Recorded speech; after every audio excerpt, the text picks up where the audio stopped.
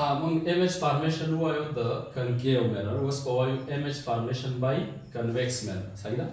convex mirror موږ داسې ویلو کنه چې دا زموږ سره virtual images جوړي او virtual images کله جوړیږي چې کله د rays of light دا really focus کیږي نه بلکې د دې mirror شاته ده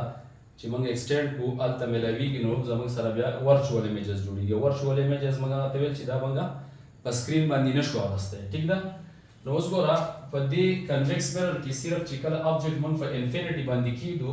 نو ګوره د دې نه چې کوم لایټ ریز راځي نو دا پرنسپل اکسس تا پیرالل افټر ریفلیکشن نو دا به ډایورج کیږي ځکه چې دا زموږ سره ډایورجینګ mirror ده ټیک ده اوس که دا ریز مونږ شاته ایکسټینډ کو نو دا په پرنسپل فوکس باندې دلته ملاویږي ټیک ده نو په دې ځای باندې ایمیج جوړیږي او افرایټ ایمیج به جوړیږي نو ګوره چې د دې د ایمیج خصوصیات څه دي لکه دا چې کوم ایمیج جوړی نو یو خو به دا ایریکټ جوړی سیده به جوړی ټیک ده بل دا به ډیمینیش دي ډیمینیش مینز چې دا به سمالر وي as compared to object size ټیک شو او بل دا چې کله په انفینټي باندې object جوړی نو دا به جوړیږي at f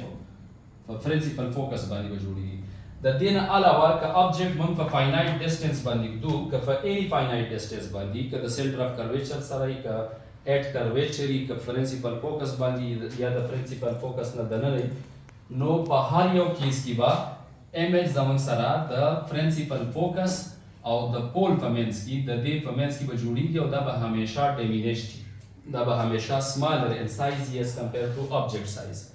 د object size په نسبت باندې به دا زموږ سره د ایمیج د سایز سمالر راځي نو ګوره که په فاینایټ ډسټنس تاسو په هر ځای باندې object ږدئ نو زموږ سره به ایمیج همیشه د پول او د پرنسپل فوکس په منځ کې جوړیږي